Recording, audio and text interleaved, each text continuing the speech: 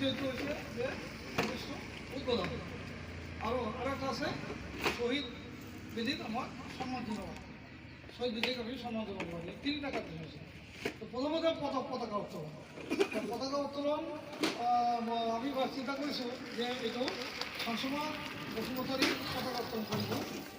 এৰপৰ শহীদ বেদীৰ পুষ্পাৰ অঞ্চল কৰব। আমাৰ সিআইটিৰ যেহেতু ৰাজ্য সভাপতি আছে অভিযুক্ত কৰব। হ্যালো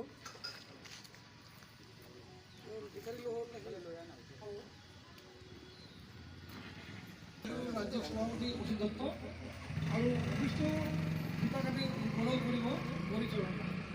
এইটো আমি চিন্তা কৰিছোঁ। যিহেতু শ্ৰমিকৰ অফিচ, শ্ৰমিকে কৰ্মকৰ্তা হ'ব লাগে, শ্ৰমিকে সেনাপতি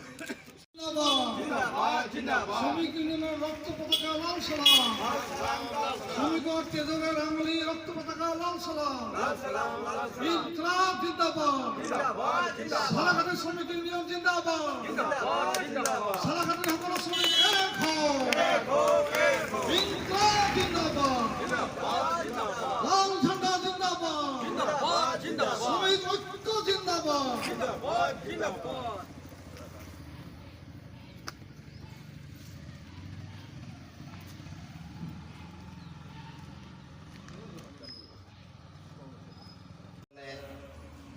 যেহেতু ইটা কাটিবৰ কাৰণে শ্ৰমিক পুলিচত ইউনিয়নৰ প্ৰেচিডেণ্ট হিচাপে ইটা কাটিব দিছে, গতিকে মই এই ইটাখন কাটি মই অফিচ মুকলি কৰিম।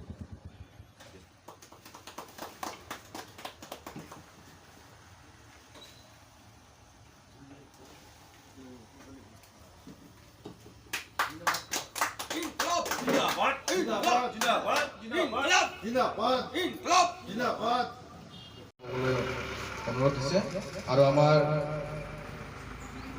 চিএটোৰ পৰা